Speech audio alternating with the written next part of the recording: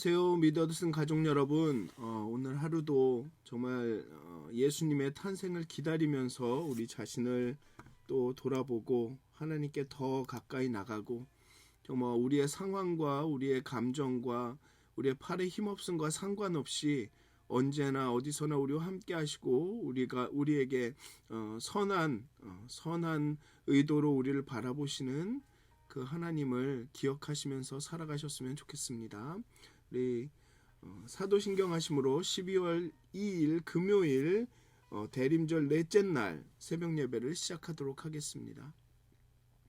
전능하사 천지를 만드신 하나님 아버지를 내가 믿사오며 그 외아들 우리 주 예수 그리스도를 믿사오니 이는 성령으로 잉태하사 동정녀 마리아에게 나시고 본디오 빌라도에게 고난을 받으사 십자가에 못 박혀 죽으시고 장사한 지 사흘 만에 죽은 자 가운데서 다시 살아나시며 하늘에 오르사 전능하신 하나님 우편에 앉아 계시다가 저리로서 산 자와 죽은 자를 심판하러 오시리라.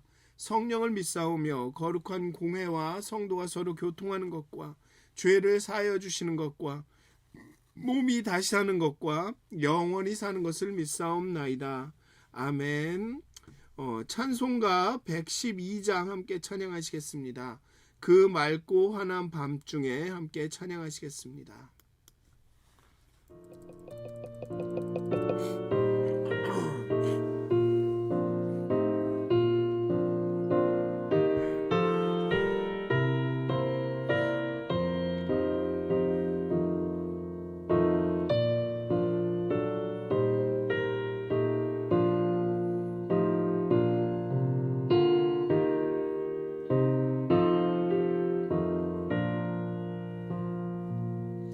그 맑고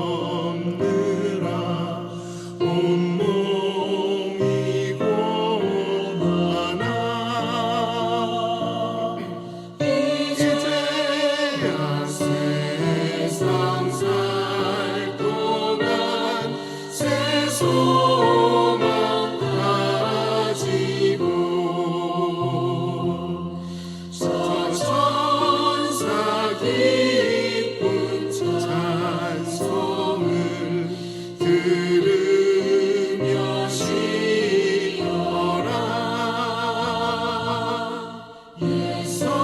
선지에 연은하여 베들레헴 성에 주 예수 탄생하시니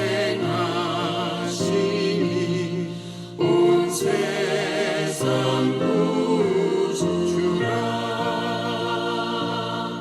저 천사 기쁜 노래를 또다시 부르니 온 세상 사는 사람들 다 화답하도다.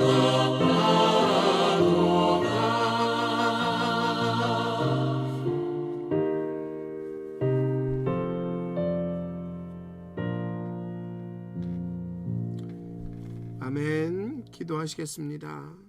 하나님, 이 세상을 구원할 예수 그리스도의 나심을 기다리는 이 대림절기, 이 절기 가운데 예수님의 탄생이 우리에게 주는 의미를 다시 한번 곱씹게 하여 주시옵소서.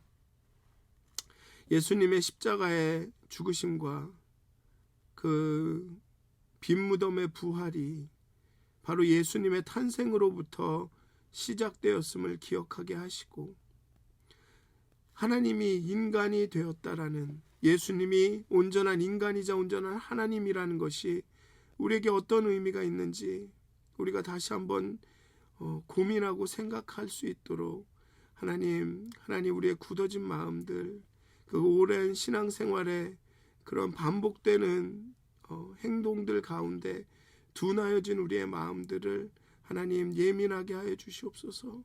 정말 그리하여서 우리가 성탄절을 정말로 기뻐하면서, 정말로 눈물로 감격하면서 맞이할 수 있도록 하나님 우리의 영혼을 깨워주시옵소서. 우리의 잠자는 영혼을 깨워주시옵소서. 우리의 마음을 부드럽게 하시고 정말 성령님의 일하심에 예민케 하여 주시옵소서. 하나님, 오늘 이 시간 우리가 말씀을 읽고 묵상하고 찬양하고 기도합니다. 우리 가운데 하나님의 명철과 지혜를 주셔서 정말 하나님의 말씀을 이해하고 하나님이 오늘 우리에게 말씀하신 하나님의 그 선하신 말씀을 잘 깨달아 알 수 있도록, 하나님을 신뢰하고 믿고 따라갈 수 있도록 하나님 함께하여 주시옵소서. 감사합니다. 예수님의 이름으로 기도하였습니다. 아멘. 오늘 함께 나누실 말씀은 호세아 10장 9절에서 12절까지의 말씀입니다. 호세아서 10장 9절에서 12절까지의 말씀입니다. 제가 봉독하도록 하겠습니다. 호세아서 10장 9절에서 12절까지의 말씀입니다. 이스라엘아, 내가 기브아 시대로부터 범죄하더니 지금까지 죄를 짓는구나. 그러니 범죄한 자손들에 대한 전쟁이 어찌 기브아에서 일어나지 않겠느냐.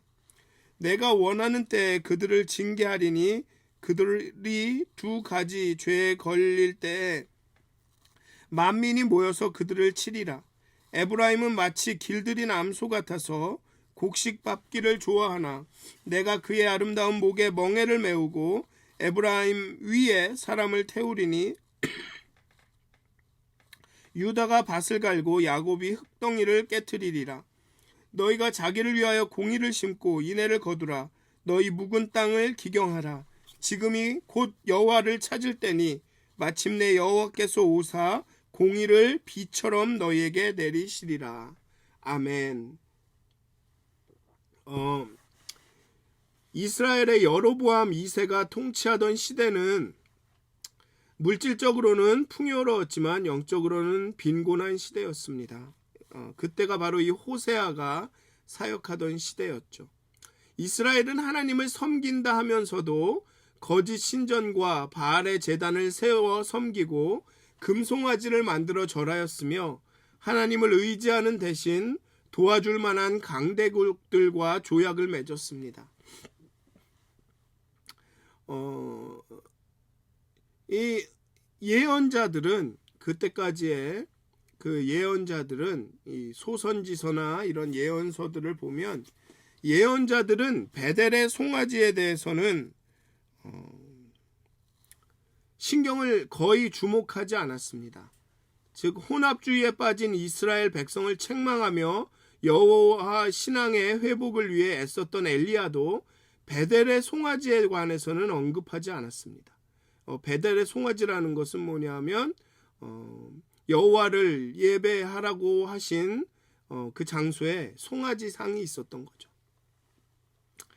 그리고 엘리야도 그랬고 엘리사도 언급하지 않았죠. 철저한 여호와 주의자들인 엘리사와 여호나답의 지원을 받으며 혁명을 일으켰던 예후도 사마리아에서 바알을 숭배했던 자들을 모두 멸하지만 베델과 단에 있는 금송아지는 그대로 내버려두고 계속 섬겼습니다. 호세아가 처음으로 베델의 송아지가 우상 숭배의 중심에 있음을 폭로하고 고발합니다. 즉 이 이야기는 무엇이냐 하면 죄인은 번성했지만 여호와는 부재했다는 것입니다. 종교 활동과 종교 행사는 많았지만 실제로 하나님을 만나거나 하나님께서 거하지 않으셨다는 거죠. 신학적인 논증과 신학적인 확신 이런 것들은 많았지만 정말로 하나님을 경험하는 일들은 없었다는 것입니다. 내가 하나님의 말씀에 따라 이게 옳다 그르다라는 이야기들은 많이 했지만 정말로 하나님을 경험하면서 여호와 하나님의 임재함 가운데 살아가는 사람들은 적었다라는 것입니다. 우상 숭배와 교만한 생활은 음란하고 퇴폐적인 사회를 만들었습니다. 그래서 호세아가 이 창녀를 아내로 맡게 되는 것이죠. 하나님의 심판이 임하게 될 것을 안 호세아 선지자는 포도나무의 비유를 통하여 이스라엘이 하나님의 은혜로 얼마나 큰 번영을 누렸는가를 회상할 것을 촉구하면서 너희 묵은 땅을 기경하라. 지금이 곧 여호와를 찾을 때니 마침내 여호와께서 오사 공의를 비처럼 너희에게 내리시리라라고 외칩니다. 에브라임은 마치 길들인 암소 같아서 곡식받기를 좋아하나. 그렇게 곡식을 밟고 그 하나님의 은혜와 평강을 번영을 누렸던 그런 이스라엘이었죠. 그런데 여기 보면 아름다운 목에 멍에를 메우고 사람들이 그 위에 탑니다. 외세의 지배를 받게 되죠. 이스라엘의 종교가 여호와를 잃어버리고 제일하는 껍질만 붙잡고 있었던 것처럼 이스라엘의 정치도 여호와를 완전히 떠났습니다. 우리가 여호와를 두려워하지 않는다고 말합니다.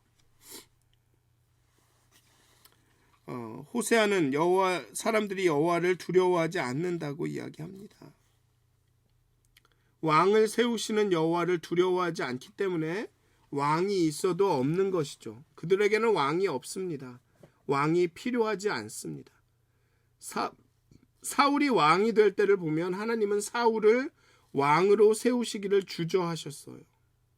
그런데 백성들은 자신들을 여호와의 뜻대로 인도해 줄 지도자가 필요하다라고 고집합니다. 그리고 하나님은 그들에게 사울을 왕으로 주셨습니다. 그때까지만 해도 백성은 왕을 제사장처럼 하나님의 대언자로 섬기고 따랐습니다. 그런데 더 이상 여호와를 두려워하지 않으므로 왕은 더 이상 그들에게 의미가 없습니다. 게다가 왕들조차도 여호와를 두려워하지 않기 때문에 그들은 거짓 맹세와 언약을 세우니 그 재판이 공의롭고 정의로울 수가 없습니다. 왕이 마음에 들지 않는 무리들은 반란을 꾀하고 왕을 죽여 왕위를 찬탈합니다. 그래서 이 호세아가 사역하던 시기 그 이후로는 왕이 엄청나게 자주 바뀝니다. 어떤 때는 1년 내에 한 번씩 바뀌기도 하고. 그렇게 이스라엘 정치에도 여호와가 없습니다. 그들의 제2 예배도 종교에도 여호와가 없고 그들의 정치에도 여호와의 임재하심이 없습니다.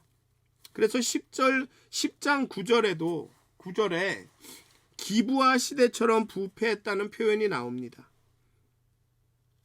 오늘도 기브아 시대로부터 지금까지 죄를 짓는다고 책망하십니다. 기브아는 베냐민의 기브아라고도 불리기도 하는데 사울의 근거지이기도 해서 사울의 기브아로 불리기도 했습니다. 즉 베냐민 족속을 대표하는 마을이었습니다. 레위 사람이 그 첩과 더불어 베냐민의 기브아에 머물렀는데 이 기브아에 있던 불량배들이 자신들의 성읍에 찾아온 레위인 나그네를 성적으로 짓밟으려 했고 이 나그네가 자기 대신 내어준 그의 첩을 능욕했습니다. 결국 이 여인은 죽었고 레위인은 자신의 집으로 돌아가서 시체를 12조각을 내 온 이스라엘 지파에게 보냅니다. 이로 인해 미스바에 모인 온 이스라엘은 그 기브아의 일을, 이 베냐민 족속의 일을 사악과 망령된 일로 규정하고 베냐민 지파에게 그 불량배들을 내어놓으라고 하지만 베냐민은 이스라엘과 전쟁을 하기로 합니다. 그 결과 베냐민 지파의 모든 장정이 죽임을 당합니다.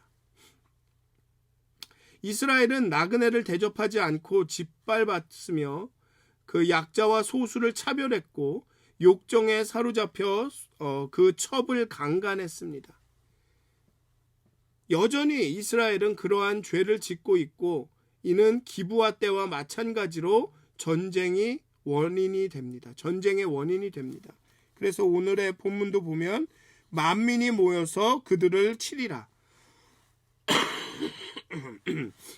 그런데 이때의 만민은 이스라엘 그 12지파가 아닌 진짜로 만민이죠. 주변에 있는 강대국들, 아시리아, 바벨론, 페르시아 이런 강대국들이 나중엔 로마까지 그렇게 만민이 모여서 이스라엘을 칩니다.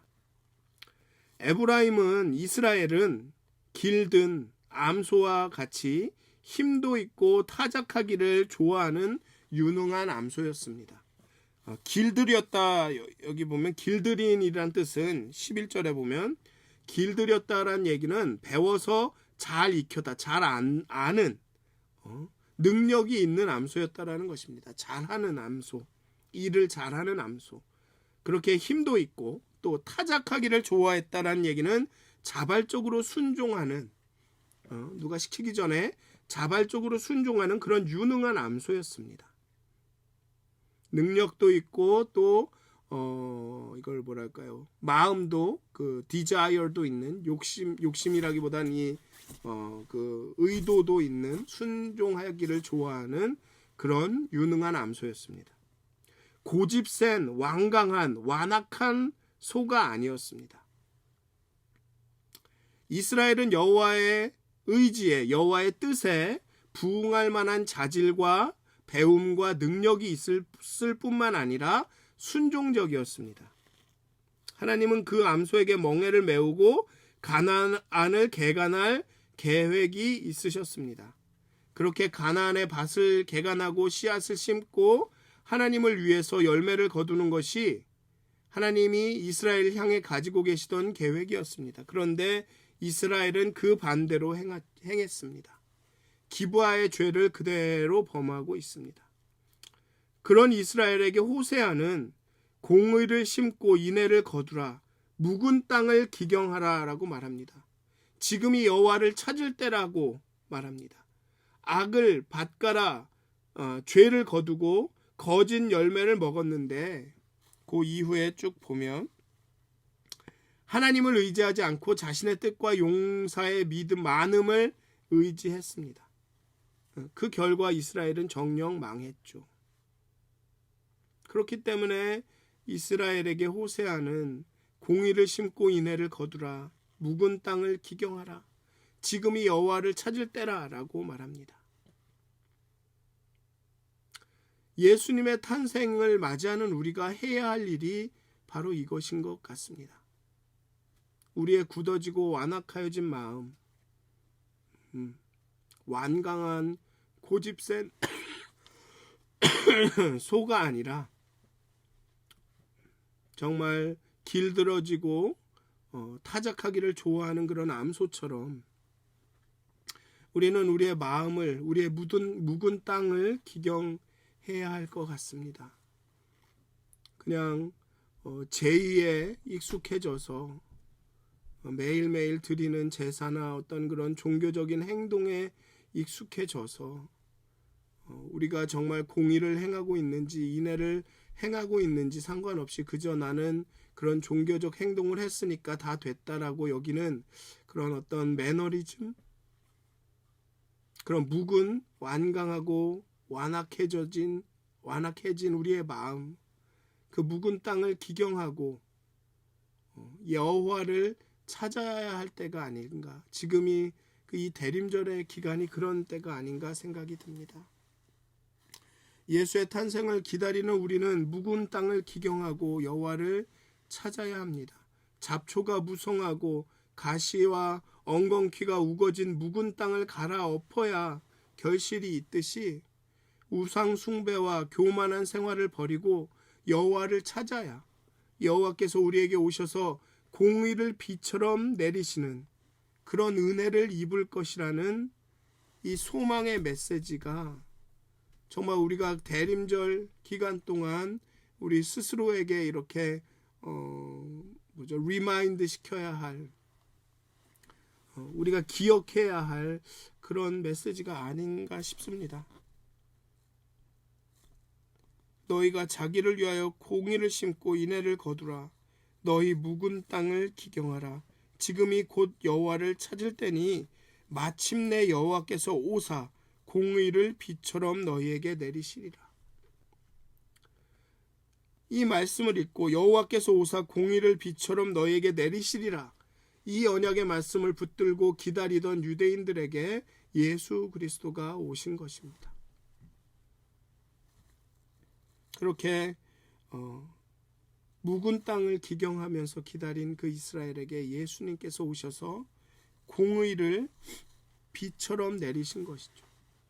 사랑하는 믿었은 가족 여러분, 이 대림절 기간 동안 정말 우리의 묵은 마음을 죄와 근심과 욕심과 두려움과 삶의 어려움으로 인해서 둔하여지고 굳어진 우리의 마음을 다시 한번 갈아엎으셨으면 좋겠습니다. 다시 한번 우리의 마음이 정말로 하나님의 일하심에 예민하고 우리 가운데 있는 그런 죄와 악과 미움, 다툼, 시기, 질투, 온전치 않은 의도들, 이런 것에 예민해져서 정말 하나님 앞에, 하나님 내 안에 찢기가 있습니다. 나를 정결케 해주십시오. 정말 우리의 묵은 땅을 기경하셔서 정말 하나님의 그 말씀에, 하나님 예수 그리스도가 이 땅에 오실 때 그 예수님의 그 마음을, 예수님을 우리의 마음에 잘 심을 수 있게 해주십시오. 이렇게 기도하시면서 대림절을 보내셨으면 좋겠습니다.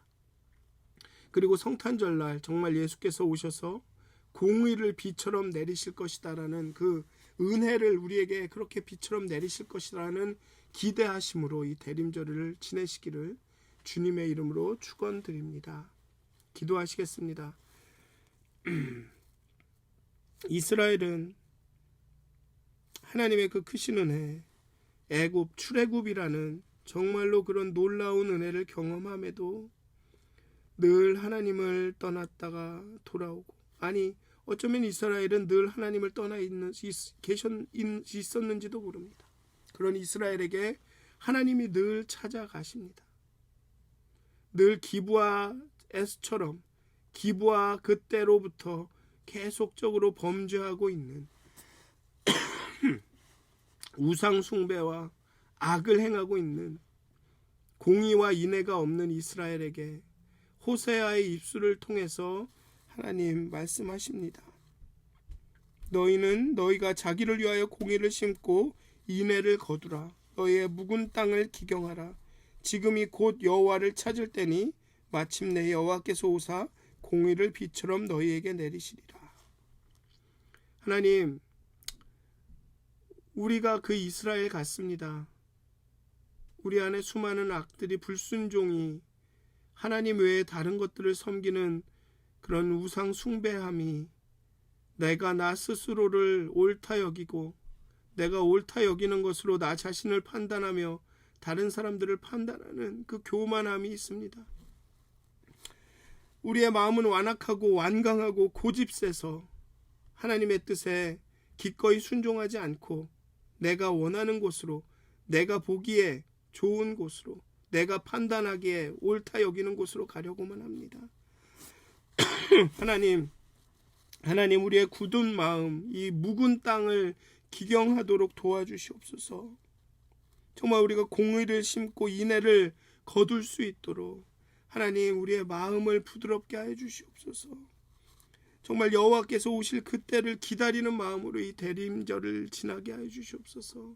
하나님 정말 죄와 근심과 걱정과 두려움과 때로는 자아 실현의 욕구와 내 자존심으로 인해 이렇게 굳어진 우리의 마음, 혹은 반복적인 어떤 생활로 인해서 굳어진 우리의 마음을 부드럽게 하여 주시옵소서. 묵은 우리의 땅을 기경하여 주시고 성령님께서 우리와 함께 하여 주셔서 정말 우리의 마음이 성령님의 일하심에 하나님 우리 안에 있는 온갖 그 온전치 못한, 순전하지 못한 동기에 예민하게 하여 주시옵소서. 그렇게 날마다 하나님의 은혜를, 하나님이 내리시는 그 공의의 비를 의의 비를 충만히 경험하고 맞으면서 살아갈 수 있도록 하나님 우리의 묵은 땅을 갈아엎어 주시옵소서. 우리의 마음이 하나님과 연결되게 하나님을 향할 수 있도록 하나님 우리를 도와주시옵소서. 성령을 부어주시고 성령님이 우리의 마음을 깨어있게, 우리의 영혼을 깨어있게 하여 주시옵소서. 감사합니다. 예수님의 이름으로 기도하였습니다. 아멘. 하늘에 계신 우리 아버지여, 이름이 거룩히 여김을 받으시오며 나라의 마옵시며 뜻이 하늘에서 이루어진 것 같이 땅에서도 이루어지이다. 오늘 우리에게 일용할 양식을 주옵시고 우리가 우리에게 죄 지은 자를 사해 준 것 같이 우리의 죄를 사해 주옵시고 우리를 시험에 들게 하지 마옵시고 다만 악에서 구하옵소서.